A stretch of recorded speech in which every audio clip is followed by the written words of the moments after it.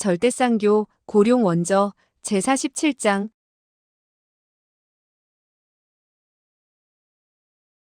47. 계책 속의 계책. 화무결은 약초를 쥐고 가마 속으로 몸을 밀어넣었다. 가마 속에 있는 사람은 철심란이었다. 그는 해독약을 철심란에게 먹였다. 조제를 하지 않은 생것이라 비록 약효가 완전히 발휘되지는 않았지만 아쉬운 대로 해독을 할 수는 있었다. 화무결은 자신의 깊은 내력으로 약효를 도왔고 잠시 후에 가마 속에서는 신음소리가 들려왔다. 화무결은 비로소 숨을 깊게 내쉬며 찬찬히 몸을 돌려 철무상 등 사람들을 노려보았다. 그의 눈동자는 실로 더없이 날카로웠고 보는 사람으로 하여금 등골이 오싹함을 느끼게 하기에 충분했다.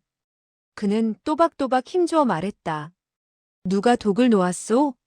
조양령은 이마에서 흘러내리는 식은땀을 닦았다. 불초는 정말 모릅니다. 철무상도 약간 불쾌한 음성이었다. 이것은 필시 어떤 사람이 우리에게 죄를 뒤집어 씌우려는 음모요. 강별학은 나구와 나삼을 잠시 바라보더니 갑자기 물었다. 그 약초들은 정말 철 노영웅과 조장주가 사온 것이 아니오? 나구와 나삼은 서로 잠시 동안 바라보더니 나구가 천천히 입을 열었다. 저희 형제는 아무것도 모릅니다. 철무상은 그들의 대답을 듣자 크게 노했다. 너희들은 분명히 알고 있지 않느냐? 어젯밤 너희들도 이곳에 있었으니 모든 것을 친히 목격하지 않았느냔 말이다. 이번에는 나삼이 나섰다. 저희 형제는 오직 약초가 스스로 왔다는 것을 알 뿐이지 누가 보낸 것인지는 알 수 없소. 혹시 장삼인지 혹은 이사인지 아니면 혹시. 그는 철무상을 잠시 바라보더니 말을 멈췄다. 강별학이 그의 말을 받았다. 혹시 철 노영웅의 제자인 줄도 모른다는 말이겠군. 그렇소? 나구와 나삼은 또다시 서로를 잠시 동안 바라보더니 아무 말도 하지 않았다. 그것은 기실 강별학의 말을 인정하는 것이었다. 강별학은 철무상을 한참이나 유심히 훑어보다가 드디어 입을 열었다. 귀하께서는 더 이상 무슨 할 말이 있소? 철무상은 분노가 가득 찬 눈으로 나씨 형제를 노려보며 떨리는 음성으로 말했다. 내가 너희들과 무슨 원한이 있기에 나를 죄인으로 만들려는 것이냐? 어디 그 이유나 말해보아라. 나구가 말했다. 저희 형제는 오직 사실대로 말했을 뿐입니다. 강별학이 말했다. 두 분은 정의 의리의 사나이들이군요. 불초는 정말 두 분을 존경합니다. 돌이켜볼 때 철 노영웅은 철무상은 화가 머리끝까지 치밀었다. 금방이라도 무슨 일이 벌어질 것만 같았다. 노부가 어쨌단 말이냐? 강별학은 그의 말에 응답하지 않은 채 가마 곁으로 다가섰다. 철소저, 철소저 깨어났소? 철심란의 음성이 신음소리와 함께 들려왔다. 네, 지금 매우 추워요. 철소저, 누가 독을 놓았는지 알고 있습니까? 그의 말이 떨어지자 대청 안에 있던 모든 사람은 일제히 긴장 속에 파묻혔다. 제가 중독되었었나요? 저도 누가 독을 놓았는지는 모르겠어요. 조양령은 그제야 한숨을 돌렸다. 그러나 바로 이때 철심란의 말이 다시 흘러나왔다. 저는 단지 철무상 철노 선배님이 보낸 음식을 먹고 나자 온몸이 벌벌 떨리기 시작했어요. 인사불성이 되었던 모양이죠?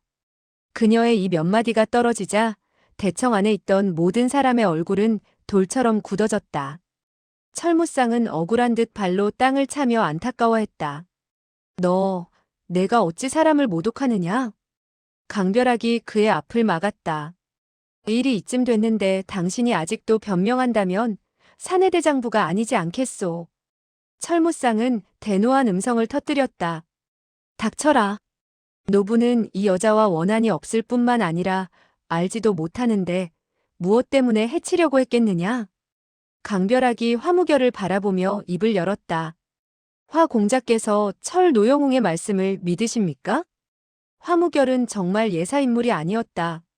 일이 이쯤 되었는데도 꼭 참고 있었다. 물론 그도 대노하였지만 역시 꼼짝하지도 않고 침착한 음성으로 입을 열었다. 우선 상대방으로 하여금 자신의 죄를 인정하게 하는 것이 도리가 아니겠습니까? 강별학은 웃음 띤 얼굴로 맞장구를 쳤다. 옳은 말씀입니다. 강별학은 가마를 들고 들어온 일꾼을 향하여 손짓을 했다. 너 이리 오너라. 그 일꾼은 강별학의 분부에 따라 그의 앞에 다가서며 절을 했다. 강 대엽께서 무슨 분부라도 있으십니까? 철무상 등 사람들은 강별학이 왜 이토록 긴장된 순간에 가마를 드는 일꾼을 불렀는지 이해하지 못하였다. 강별학은 엷은 미소를 띠며 입을 열었다. 철로 선배님이 조금 전 하시는 말씀을 너는 다 들었느냐? 소희는 확실하게 들었습니다. 내가 보기엔 그가 철소저를 해칠 이유가 있다고 생각하느냐? 없다고 생각합니다. 그 일꾼의 이러한 대답을 듣자 철무상 등 여러 사람은 모두 어리둥절해 할 뿐이었다. 강별학은 역시 미소를 머금은 표정으로 말을 계속했다. 그렇다면 독을 놓은 사람은 철 노영웅이 아니겠군 그래. 아닙니다. 그 독은 철 노영웅이 놓은 것입니다. 너는 어째서 철 노영웅이 놓은 독이라고 말하는 것이지? 철 노영웅이 독을 놓은 목적은 본시화 공자를 해치고자 하는 것이었을 겁니다. 다만 철소저가 화 공자를 대신하여 화를 당했겠지요. 강별학은 일부러 눈썹을 찌푸리며 다그쳐 물었다. 철 노영웅은 화 공자와도 아무런 원한이 없는데 왜 화 공자를 해치고자 하겠는가?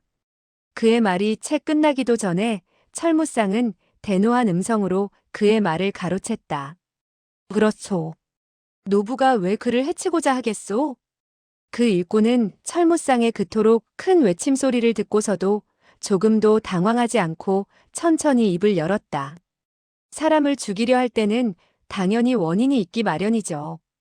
예를 들면 질투 때문에 죽일 수도 있고 원한이 있어서 죽일 수도 있고 또한 남에게 나쁜 일을 한 것이 발각되었을 때도.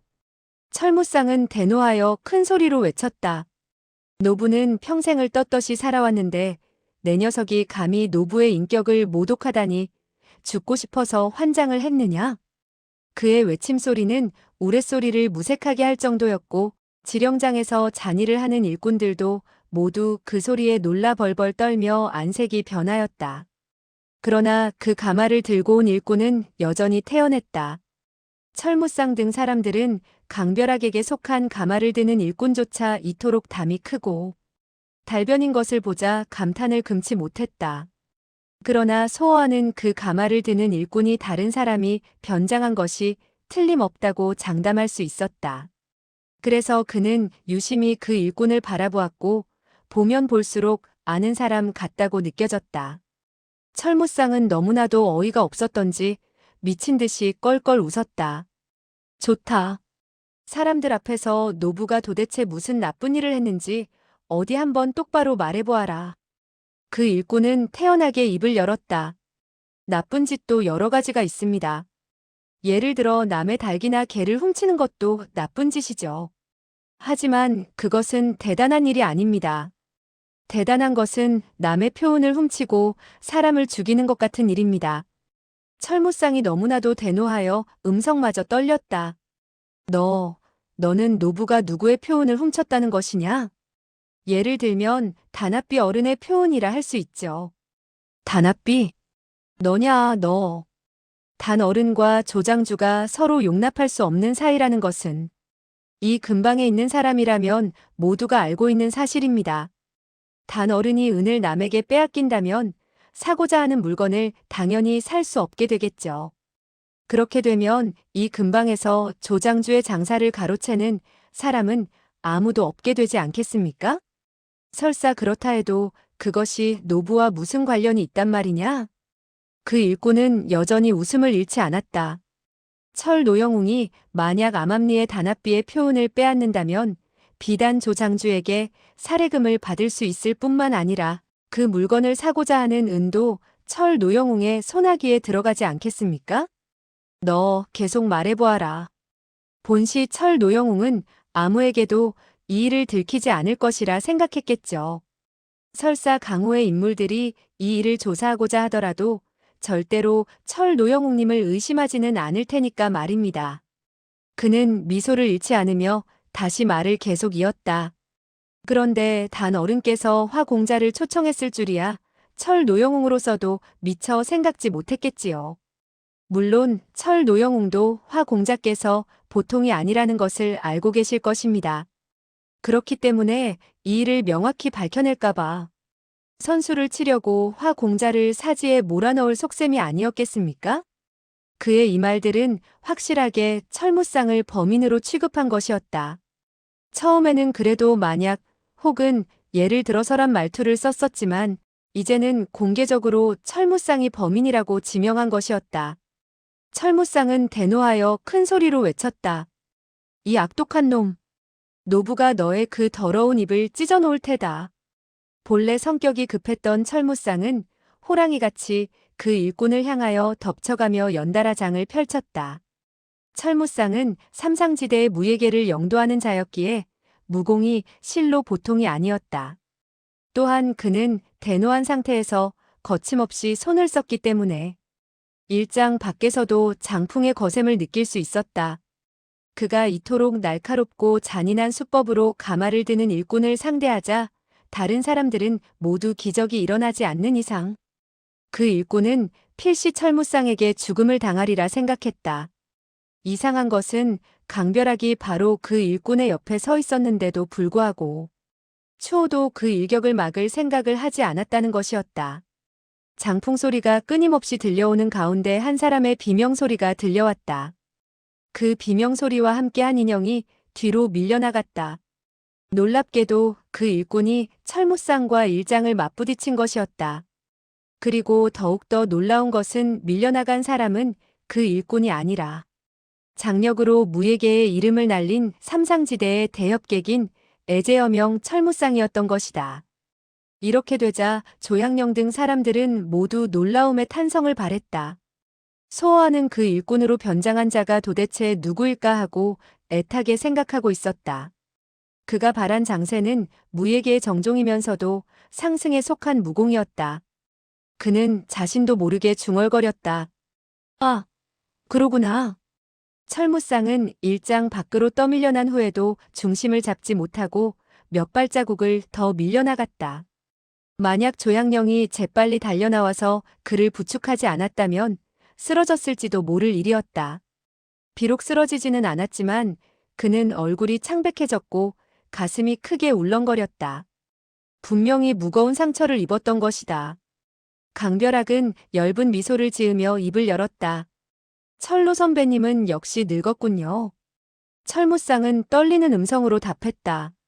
너. 선배님은 무슨 할 말이라도 있습니까? 이때 조양령이 큰 소리를 내며 끼어들었다. 불초가 할 말이 있소이다. 생각해 보십시오. 만약 그 독을 정말 철 노영웅이 놓은 것이라면 어째서 선물을 보낼 때 철로 선배님이 자신의 이름을 밝혔겠습니까? 또한 어째서 해독약을 굳이 이곳에다 놓아두겠습니까? 마치 귀하에게 일부러 잡으러 오라고 하는 것밖에 되지 않습니까? 그 일꾼은 급히 응답했다. 만약 보통 사람이라면 당연히 그렇게 하지를 않겠죠. 그러나 철 노영웅은 남들이 결코 자신을 의심할 리가 없다고 오히려 그 허를 찌른 것입니다. 그러나 조양령은 평상시 자신이 매우 달변이라고 자부했었는데 지금은 가마를 드는 일꾼에게 말이 막히고 말았다. 이때 강별학이 다시 입을 열었다. 일이 이렇게 됐으니 공자님의 뜻은 어떻습니까? 화무결은 천천히 말했다. 천하의 영웅들이 이 일을 안다면 절대로 가만히 있지 않을 것입니다. 옳은 말씀입니다. 화무결은 시선을 돌려 대청에 있는 사람을 두루 바라본 후 철무쌍과 조양령의 얼굴에 시선을 멈추었다. 지금은 정오이니까 내가 두 분에게 반나절의 시간을 드리겠소. 그때까지 두 분은 해결책을 생각해낼 수 있을 것입니다. 그럼 불초는 오늘 밤 자정에 이곳에 다시 찾아오겠소. 그는 읍을 하며 몸을 돌려 밖을 향해 나갔다. 강별학도 읍을 하며 한마디를 남겼다. 불초는 오래전부터 철로 선배님의 높으신 이름을 앙모해 왔었는데, 그러나 긴 한숨을 내쉬며 그도 몸을 돌려 밖을 향하였다. 소호하는 속으로 감탄을 금치 못하였다. 어쨌든 간에 그들이 이대로 떠나간 것은 정이 대엽객다운 행동이로구나. 하지만 화무결은 진심에서 여유를 주는 것이고 강별학은 일부러 대엽객인 척하는 것이야. 조양령 등 사람들은 화무결 일행이 사라져가는 뒷모습을 멍하니 바라보고 있을 뿐이었다. 이때 갑자기 철무상이 울부짖는 음성으로 외쳤다. 저 못된 놈들. 그의 입에선 피가 솟구쳐 나왔다. 가마꾼과 맞부딪혔던 그 일격이 그에게 깊은 상처를 안겨준 것이었다. 그러나 그는 망신을 당하지 않으려고 솟구쳐 나오는 피를 억지로 삼켰기 때문에 말을 하지 못했던 것이었다. 조양령은 그가 그토록 늙은 나이에도 불구하고 아직도 남에게 지지 않으려는 것을 보고는 왠지 마음이 씁쓸해져 입을 열었다. 노 선배님, 어서 뒤에 가서 좀 쉬십시오. 다른 일은 나중에 상의하기로 하고 지금은 노 선배님의 상처를 치료하는 것이 급선무입니다. 철무상은 비참한 웃음을 터뜨렸다. 오늘 밤은 당신과 나의 마지막 밤인데 상처를 치료해 무얼 하겠소. 아마 그렇지도 않을 것입니다. 그들은 이미 갔으니. 철무상은 껄껄 웃으며 그의 말을 가로챘다. 그들이 떠났으니 노부가 도망이라도 갈 수 있단 말이오? 노부는 평생 동안 마음에 걸리는 일이라곤 조금도 하지 않고 떳떳이 살아왔는데 말년에 와서 억울함을 당하고 죽어야 하다니 참으로 하늘도 무심하구려. 조양령은 쓰디쓴 미소를 짓더니 고개를 숙였다. 철무상 같은 신분과 지위를 지닌 사람에게 도망을 가라는 것은 차라리 죽음을 택하라고 하는 것보다도 못한 말이었다. 철무상은 하늘을 바라보며 한탄을 했다. 일이 이쯤 됐으니 차라리 자정이 되기 전에 내 스스로 목숨을 끊어야 되겠군. 조양령은 그의 그러한 넋두리를 듣고 깜짝 놀랐다. 그는 급히 철무상의 옷소매를 부여잡았다. 노 선배님, 제발 그런 말씀은 하지 마십시오. 자정이 되려면 아직도 많은 시간이 남아있으니 해결책을 강구할 수 있을지도 모르지 않습니까? 제발 그런 생각을 버리십시오. 철무상의 입에서는 탄식 어린 한숨이 저절로 새어나왔다. 우리들이 제 아무리 변명을 잘한다 해도 그 진짜 범인을 잡기 전엔 믿어줄 사람이 없을 것이오. 그리고 이토록 넓은 세상 어디에 가서 진범을 찾는단 말이오? 더군다나 우리에겐 반나절의 시간밖에 없는데 말입니다. 조양령은 슬픈 표정으로 혼잣말을 했다. 반나절, 자정. 그는 하늘을 바라보았다. 해는 이미 서쪽으로 차츰 기울어가고 있었다. 철무상은 앙천대소했다. 강별학 화무결. 노부는 너희들을 탓하지 않겠다. 너희들로서는 그렇게 할 수밖에 없었겠지. 너희들이 노부에게 반나절의 여유를 주는 것은 바로 너희들의 인자함이다. 노부는 그것에 대하여 매우 고맙게 여기겠다. 그는 울컥 붉은 피를 토해내며 기침을 하였다. 붉은 피는 그의 옷을 완전히 적셨다. 조양령은 그를 부축하여 겨우 뒷방으로 모셔놓았다. 그리고 그는 고개를 돌려 나고 나삼 형제를 바라보며 쓰디쓴 표정을 지었다. 댁들은 무슨 좋은 계책이 없겠소? 나고는 엷은 미소를 지으며 답했다. 철로 선배님은 너무 비관하신 것 같습니다. 제가 보기엔 이 일이 매우 손쉽게 해결될 수 있다고 생각합니다. 조양령은 크게 기뻐했다. 빨리 그 방법을 가르쳐 주십시오. 나고는 사방을 한번 살펴본 후 조양령의 귀에 대고 작은 목소리로 말했다. 그저 이때 대청하는 매우 소란했기 때문에 그들이 작은 소리로 말을 하기 시작하자 무슨 말을 하는지 들을 수가 없었다.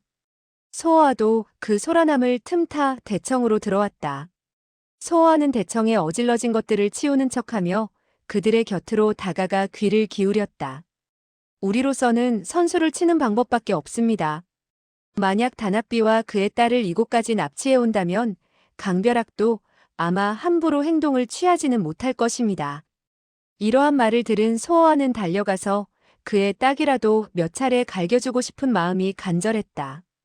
그가 말한 것은 계책이 아니라 오히려 완전히 조양령과 철무상을 사지에 몰아넣는 수단이었기 때문이었다. 조양령은 잠시 동안 생각에 잠기는 듯 하더니 조용히 입을 열었다. 안 됩니다. 절대로 그렇게 해서는 안 됩니다.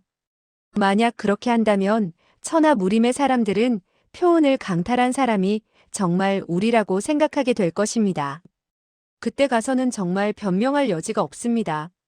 소어하는 그의 말을 듣자 안도했다. 옳은 말이다. 과연 조양령은 바보가 아니로구나. 이때 나구가 또다시 조양령에게 작은 목소리로 소곤거렸다. 장주님은 왜 그런 쓸데없는 고집을 부리십니까? 이 일은 오로지 우리가 시간적인 여유를 갖자는 계책에 불과합니다. 일단 다나비와 그의 딸을 납치하면 다나비에 속한 사람들이 감히 함부로 서투른 행동을 할 수 없을 테고 우리는 그 시간을 이용하여 진범을 찾아내는 것입니다. 그저 진범만 잡고 다시 그들 부녀를 곱게 집에 모셔다 주면 누가 감히 장주님에게 무엇라 하겠습니까? 조양령은 그의 이러한 말을 듣자 마음이 흔들렸다. 그러나 불초는 그래도 왠지 깨름칙하다고 느껴지요. 나구는 그의 마음이 흔들리고 있다는 것을 눈치채고 또 충동질을 했다. 장주님은 강벼락과 화무결에 그토록 뛰어난 무공을 어떻게 감당하려는 겁니까? 아마도 오늘 밤을 살아서 넘기지는 못할 것입니다. 조양령은 한참이나 생각에 잠겼다. 그러더니 그는 어쩔 수 없다는 듯 쓰디쓴 미소를 지으며 입을 열었다. 그렇게 하는 수밖에 없겠군요. 그는 이렇게 말은 했지만 막상 자신이 없었던지 머뭇머뭇하다가 말을 계속했다. 그러나 어떻게 다나비의 그 넓은 장원에서 그들 부녀를 납치한다는 거요?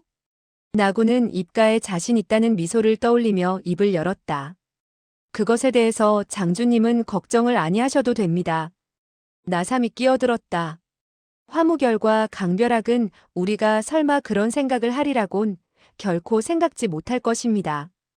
그 두 사람의 눈만 피하면 저희들이 충분히 해낼 수 있습니다. 조양령은 기쁨을 감추지 못했다. 두 분이 도와주시겠습니까? 나구가 응답했다. 장주님의 신세를 졌으니 당연히 해드려야지요. 조양령은 이 말을 듣고 크게 기뻐하며 급히 큰절을 했다. 두 분이 이토록 의리가 좋으시니 불초가 어떻게 보답해야 할지 모르겠군요. 나구는 재빨리 그를 일으키며 당황한 음성으로 말했다. 장주님이 이러시면 저희가 도리어 부끄러워집니다. 소어하는 곁에서 이 모든 광경을 똑똑히 보았고 또 들었다. 이 나구란 놈은 더없이 악독하구나. 이를 더욱 크게 확대해놓고 자기가 그 혼란 속에서 이득을 볼 작정인 모양이구나. 이때 나구의 목소리가 그의 생각을 멈추게 했다. 쇳불도 당김에 빼랬다고 당장 행동을 개시하겠습니다. 조양령이 응답했다. 두 분이 필요한 물건이 있으시다면 그저 분부만 하십시오. 다른 것은 필요치 않고 오직 8명의 일꾼만 저에게 빌려주십시오. 그리고 그들에게 가마를 들고 저희를 따라오라고 분부하십시오. 좋습니다. 그는 급히 사람들을 불렀다. 곧 적지 않은 사람들이 그에게 달려왔다. 소어와도 그들 사이에 끼어들었다. 두 채의 가마를 들고 오자 나구가 먼저 올라가 앉아 입을 열었다. 이 가마엔 비록 지금 우리 두 형제만 타고 있지만 돌아올 때에는 아마도 다나비 부녀가 타고 있을 것입니다. 그는 가마에 걸려있는 주렴을 내렸다. 다나비의 장원이 어디 있는지 너희들은 알고 있느냐? 어느 사람이 웃으며 말했다. 그야 알고 있고 말고요. 우리들은 몇 번이나 그의 집을 불질러버리려고 마음먹었었지요. 나구가 말했다. 그럼 좋다.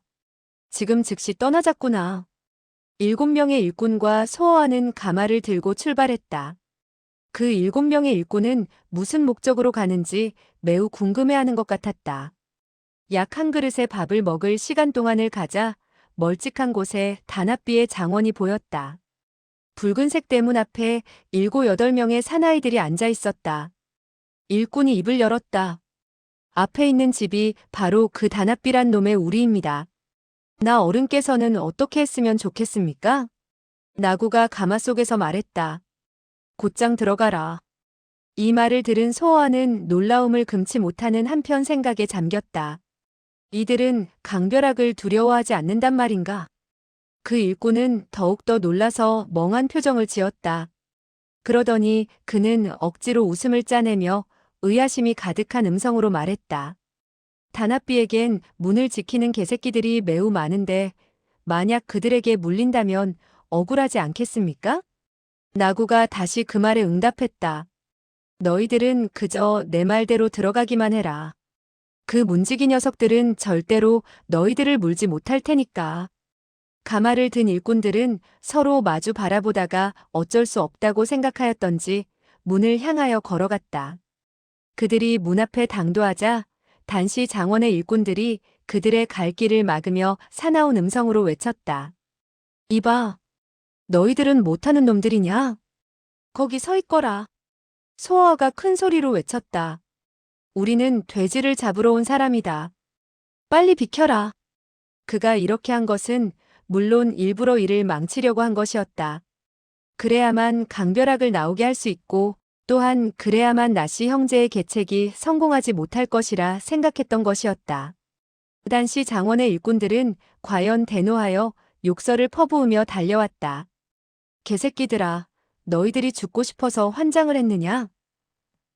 이때 갑자기 휙, 휙 하는 소리가 들려오며 단시 장원의 일꾼들이 일제히 쓰러졌다. 순식간에 벌어진 일이라 그 누구도 그들이 왜 쓰러졌는지를 몰랐다. 소어와의 눈은 다른 사람들보다 예리했기 때문에 몇 가닥의 검은 빛이 가마 속에서 날아가는 것을 발견할 수 있었다. 그 당시 장원의 일꾼들은 땅바닥을 몇 번 구르더니 드디어 꼼짝하지 않았다. 나구는 정말로 악독한 수단을 지니고 있구나. 소어는 갑자기 등골이 오싹해져 옴을 금치 못했다. 조씨 장원의 일꾼들은 더없이 놀라 넋을 잃고 있었다. 나구의 웃음 띤 얼굴이 가마 밖으로 잠시 나왔다. 이젠 문지기 개새끼들이 더 이상 짖지 못하니 안심하고 들어가거라. 조씨 장원의 일꾼들은 그제야 비로소 제정신을 찾고 또다시 안을 향하여 걸어 들어갔다. 이때 문 안에서 또 7, 8명의 사나이들이 고함을 지르며 달려나왔다. 그러나 그들은 대문을 나서기가 무섭게 역시 휙, 휙, 휙 하는 소리가 나자 땅바닥에 쓰러지고 말았다. 미처 대문 밖으로 달려나오지 못한 몇 명만이 겨우 봉변을 면했다. 그들은 놀라서 뒤돌아 안으로 달려들어가며 큰 소리로 외쳤다. 다들 모여라. 다들 모여라. 문 밖에서 악마가 들어오고 있다. 소어하는 이 광경을 보며 다시 생각에 잠겼다. 이렇게 소란스러우면 필시 강벼락이 나올 텐데 나씨 형제는 그것을 조금도 두려워하지 않는 것 같구나. 나구와 나삼은 정말 조금도 두렵지 않은 모양이었다. 그들은 껄껄 웃으며 큰 소리로 외쳤다. 이봐, 어서 들어가자꾸나. 사태가 이렇게 되자 조씨 장원의 일꾼들은 용기 백배하여 있는 기력을 다하여 나는 듯이 달려 들어갔다. 겹겹으로 쌓인 뜰을 지나자 안에서 수십 명의 무기를 든 사내들이 달려 나왔다. 그러자 암기가 허공을 스치는 소리가 들려왔고 앞을 가로막았던 사람들이 또 적지 않게 쓰러졌다. 그중 한 명의 자에 대하니 안색을 바꾸며 큰 소리로 외쳤다. 가마 속에서 날아온 암기가 보통이 아니다. 우선 후퇴하자. 그 사람의 동작은 민첩했고 무공 또한 보통이 아닌 것 같았다. 단시 장원의 일꾼들은 그의 말에 따라 뒤로 물러섰다. 이때 뒤에서 갑자기 한 사람의 우렁찬 음성이 들려왔다. 이젠 됐다. 우리가 모두 나왔으니 안심해라. 뒤따라 또 한 사람의 우렁찬 음성이 들려왔다. 시비를 걸어온 사람이 암기를 쓸 줄 안단 말이냐? 자에 대하니 그의 말에 응답했다. 누구인지 모르지만 실력이 보통이 아닌 것 같습니다. 말을 주고받는 동안 5명의 사내가 모습을 드러냈다. 그들은 손에 모두 방패를 들고 있었고 그중 한 명이 자이대한에게 방패를 던져주었다. 도광이 번쩍거리자 6명의 대한이 나는 듯이 덮쳐왔다. 소어아가 그들의 신법을 보고 당장 그들이 바로 다나비가 거느리고 있는 무사들이라는 것을 알 수 있었다. 단합비는 나라를 살 수 있을 만큼 부자였기 때문에 그가 거느리고 있는 무사들도 당연히 보통이 넘었다. 조씨 장원의 일꾼들은 덜컥 겁이 났다. 무사들은 제각기 방패로 가슴을 가린 채 가마를 향해 칼을 뻗치며 달려들었다. 이때 호탕하게 웃는 기나긴 웃음소리가 들려왔다. 잠깐만. 순간 한 인형이 가마 속에서 솟구쳐 나와 앞에 있는 두 명의 가마꾼을 잡아 뒤로 던졌다. 무사들은 그저 눈앞에 인형이 번쩍거리는 것을 느꼈을 뿐인데 이미 한 명의 얼굴이 동그란 뚱뚱보가 그들 앞에 서 있는 것을 발견했다. 그 뚱뚱보는 웃음 띤 얼굴로 입을 열었다. 여러분들은 불초를 모르시겠단 말이오? 무사들은 그의 이러한 말을 듣고 모두 넋을 잃은 듯 서로를 바라보았다. 혹시 이 뚱뚱보가 자기 쪽 사람의 친구일까봐 서로 묻는 눈치였다. 그러나 그들이 다시 뚱뚱보에게 눈길을 돌리기도 전에 나구의 입이 먼저 열렸다. 여러분이 정불초를 모르신다면 불초도 여러분을 낯선 사람으로 취급할 수밖에 없겠군요. 그는 말을 마치자 갑자기 맨 앞에 서 있던 무사의 손목을 향해 쌍장을 날렸다. 우직 하는 소리가 들리며 비명소리가 새어나왔다. 그 무사는 손목이 완전히 부러진 것이었다. 그리고 그가 쥐고 있던 칼도 두 동강으로 부러져 있었다. 다른 5명의 무사들은 놀랍고도 분기가 탱천하여 손에 쥐고 있던 창과 검, 그리고 칼로 일제히 공격을 퍼부었다. 나구는 태연하게 그들을 바라보며 웃음 띤 얼굴로 말했다. 이곳에 양가창의 제자가 있는 줄을 미처 몰랐군. 그 1초의 봉점두는 적어도 15년의 경력을 지니고 있겠는걸? 정이 날쌘 창법이라 아니할 수 없군. 그 창을 쥔 무사는 분명 북파 양가창의 제자였다. 그는 1초를 다하기도 전에 이미 상대방이 자기의 내력을 알게 된 것을 보자 놀라움을 금치 못하였다. 그 순간 그의 창은 약간 느려졌고 창끝이 상대방의 손에 잡히고 말았다. 나구는 오른손으로 창끝을 잡고 몸을 반쯤 틀더니 상대방의 창으로 왼쪽에서 공격해온 일검을 막는 한편 오른쪽에서 공격해온 자의대안을 향하여 웃음 띤 얼굴로 한마디를 던졌다. 팽염조 어른께서는 요즘도 몸 건강이 잘 있는가? 그가 말한 팽염조는 난파 5호 단문도의 장문인이었고 그 자의대안은 바로 그의 문화생이었다. 그는 자기 스승의 성함을 듣게 되자 멈칫했다. 그는 급히 물었다. 당신은 저희 스승님을 아십니까? 나구는 빙그레 웃었다. 모른다. 나구의 입에서 모른다라는 새 음절이 떨어지는 순간 그의 왼쪽 손바닥이 이미 자의대안의 가슴에 적중했다. 그토록 웅장한 그의 몸집은 이 일격을 맞고는 나는 듯이 뒤로 밀려나갔다. 또한 동시에 그 창끝을 잡힌 무사는 한 가닥의 크나큰 힘이 창을 따라 밀려오는 것을 느꼈다. 그는 창을 버리려 했지만 때가 이미 늦었다. 푹 하는 소리와 함께 그가 쥐고 있던 창이 그의 가슴을 뚫고 들어갔다. 자신의 무기에 자신의 생명을 잃었던 것이었다. 나머지 3사람의 얼굴은 파랗게 질려 있었다. 손에 비록 무기를 들고 있었지만 감히 꼼짝하지도 못했다.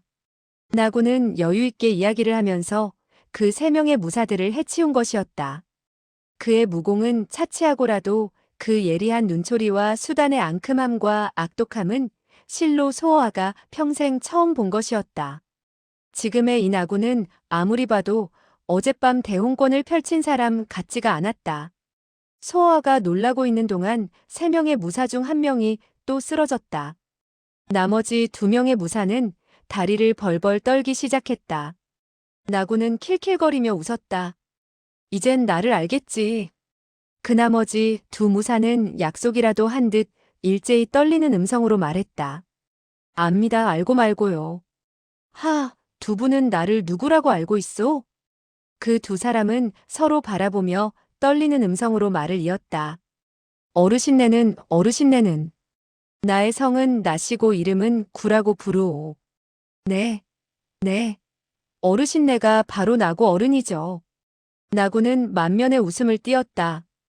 2 분이 불초를 아신다니 정말 기쁜 일이오. 귀찮겠지만 나를 단합비 단 어른에게 인도해주지 않겠소? 이 말을 들은 두 무사는 서로를 바라보며 말을 더듬거렸다. 나고는 즉시 안색을 달리하며 화가 가득한 음성으로 소리쳤다. 그까짓 대수롭지도 않은 일을 두 분께서 응낙해주지 못하겠단 말이오? 그들은 잠시 생각에 잠기더니 끝내는 한숨을 터뜨렸다. 좋습니다. 저희를. 그러나 그들의 말이 채 끝나기도 전에 슉, 슉 하는 소리가 들리더니 두 가닥의 검은 빛이 뒤에서 날아와 그들의 등에 적중했다. 그들은 무서운 비명을 지르며 땅바닥에 쓰러졌다.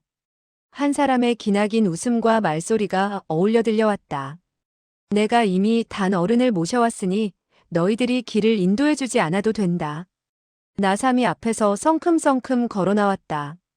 그의 왼손에는 단합비가 잡혀 있었고 오른손에는 단삼 고랑이 끌려 나오고 있었다. 아마도 나구가 이곳에서 격투를 벌이고 있는 동안 나삼은 살며시 뒤뜰로 달려 들어갔던 모양이다.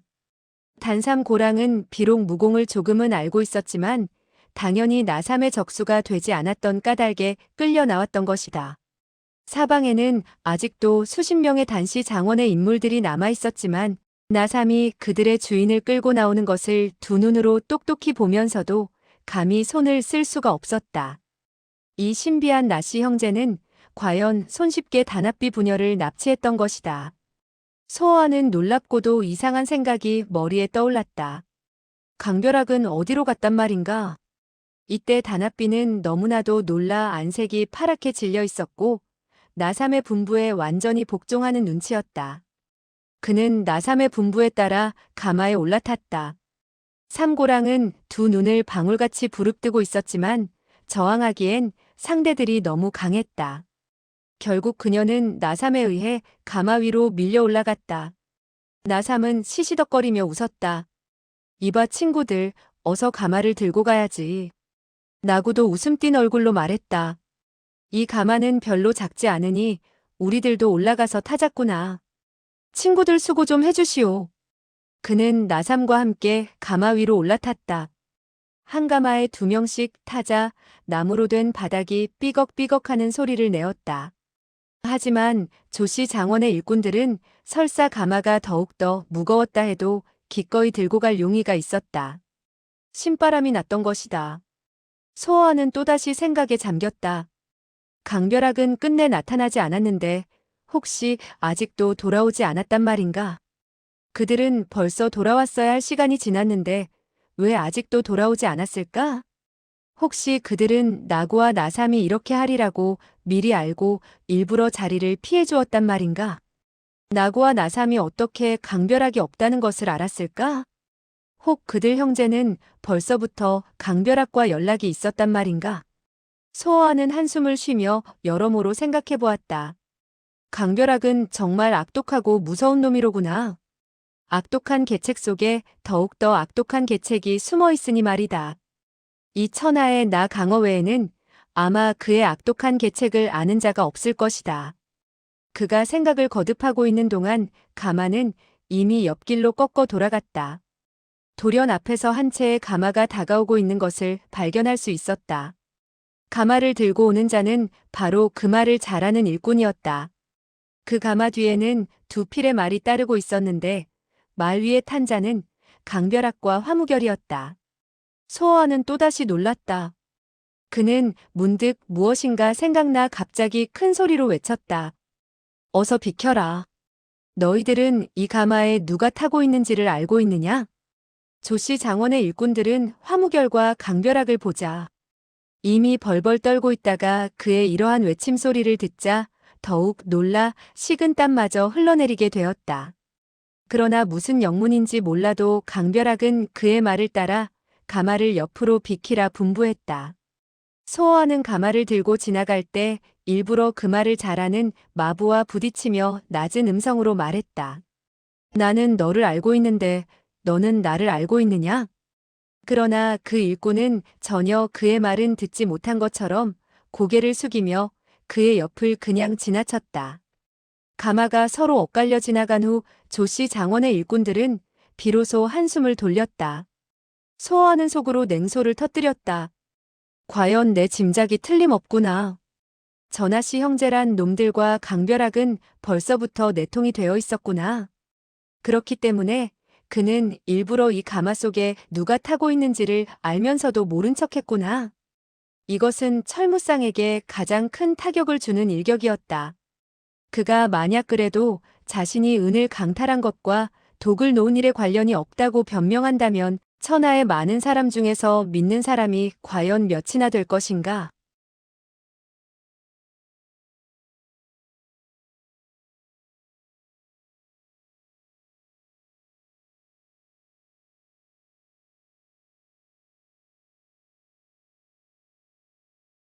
절대쌍교 고룡 원저 제48장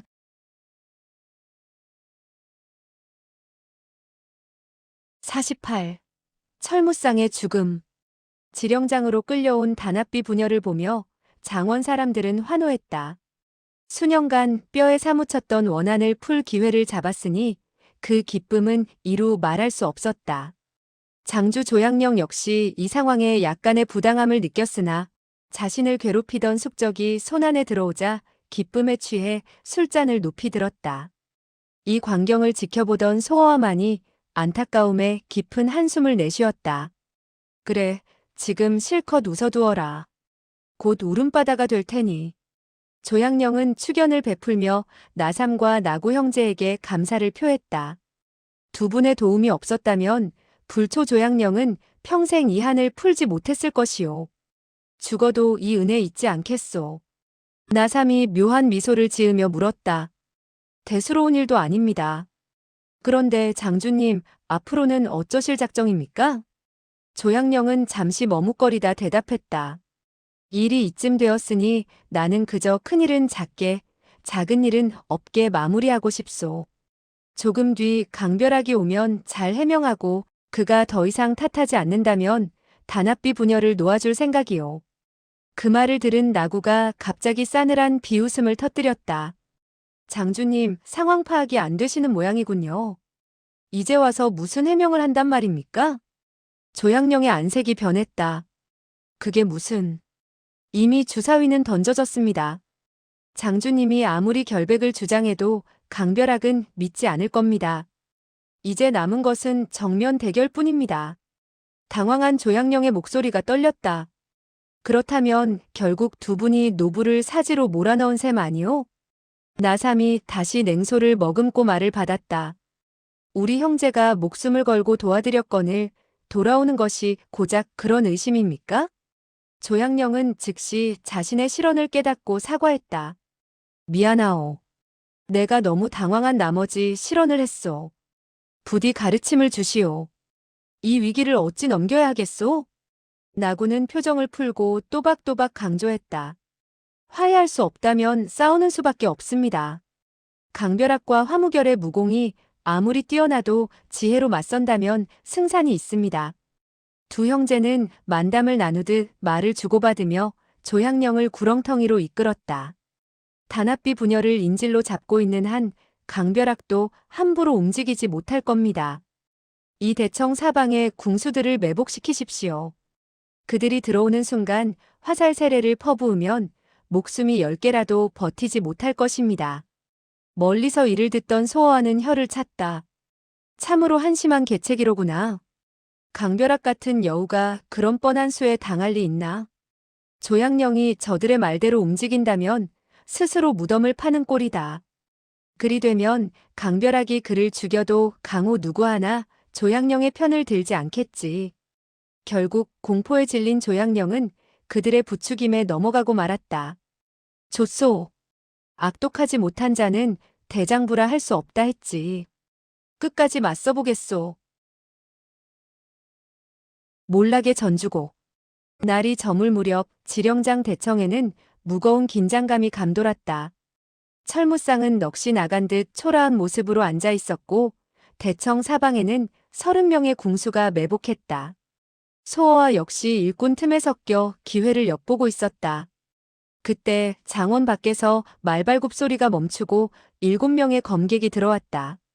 그들은 철무상의 18제자 중 고수들이었다. 철무쌍은 제자들의 등장에 위안을 얻었으나 소어하는 제자들 중 우두머리인 노기 소년을 보고 멈칫했다. 그는 강옥랑과 내통하던 자였기 때문이다. 철무쌍이 탄식하며 말했다. 너희들이 왔구나. 하지만 이번 일은 무력으로 해결할 수 없으니 경거망동하지 마라. 그 순간 비명과 함께 매복해 있던 궁수 하나가 대청 안으로 처박혔다. 연이어 시체들이 쌓이기 시작하더니 장원은 아수라장이 되었다. 당황한 조양령 앞에 날카로운 음성이 들려왔다. 너는 스스로 죄를 더하는구나. 강별학과 화무결이 유유히 대청으로 들어섰다. 강별학은 뒷짐을 진 채 냉소를 머금었다. 철 노영훈께서는 이런 조잡한 매복으로 나를 해칠 수 있다고 믿으셨소?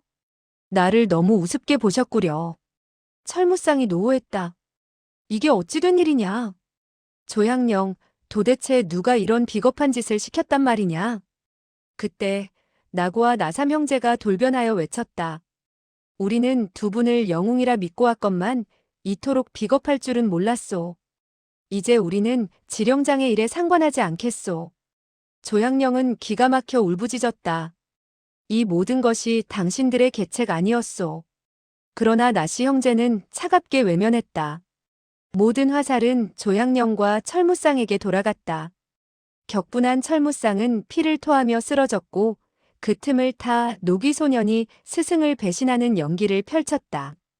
사부님, 대의를 위해 저희는 스승님을 떠나겠습니다. 제자들이 검을 땅에 던지자 강별학은 의기양양하게 승리를 확신했다. 뒤바뀐 형세. 조양령은 마지막 카드를 꺼냈다. 단합비가 내 손에 있다. 나를 죽이면 그도 살지 못한다. 하지만 강별학은 코웃음을 쳤다. 그가 손짓하자 두 채의 가마가 들어왔고 그 안에는 멀쩡한 단합비가 앉아 있었다. 이미 강별학의 수하들이 인지를 빼돌린 뒤였다. 절망한 조양령이 대청 밖으로 뛰어나갔을 때 어둠 속에서 누군가 그를 붙잡고 무언가를 속삭였다. 그 말을 들은 조양령의 눈에 다시 생기가 돌았다. 그 사이 화무결은 깨어난 철무쌍에게 명예로운 죽음을 권했다. 강별학이 노기소년의 검을 주어 철무쌍 앞에 던졌을 때 조양령이 한 사나이를 대동하고 다시 나타났다. 대나무 삿갓을 쓴 그 사나이는 유령처럼 조양령의 뒤를 따랐다. 조양령은 우렁찬 목소리로 폭로했다. 강옥랑, 내가 일꾼으로 변장해 철 노영웅을 죽이려 하는구나. 너희 부자는 단합비의 표훈을 강탈하고 죄를 철 노영웅에게 씌워 강남 무림의 걸림돌을 치우려 한 것이다. 가마꾼으로 변장해 있던 일꾼이 당황하며 비웃었으나 조양령의 폭로는 멈추지 않았다. 그는 삿갓 쓴 사나이의 지시를 받는 듯 강별학 부자의 악행을 조목조목 짚어냈다. 독이 바짝 오른 일꾼이 조양령에게 덮쳐왔으나 화무결이 이를 막아섰다. 화무결은 진실을 듣길 원했다. 그러나 그 혼란스러운 대치 상황 속에서 노기소년의 비명이 터져나왔다. 아, 스승님께서 자살하셨습니다. 모두의 시선이 철무쌍에게 쏠렸다. 그의 목에는 장검이 깊숙이 박혀 있었고 선혈이 낭자했다. 그는 억울함과 분노가 서린 눈으로 노기소년을 노려보며 숨을 거두었다. 강별학이 안타까운 척하며 말했다. 철 노영웅께서 죄를 속죄하며 영웅답게 가셨구려. 이제 그를 탓하지 맙시다.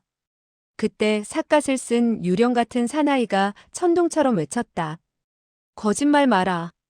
철 노영웅은 절대로 자살한 것이 아니다.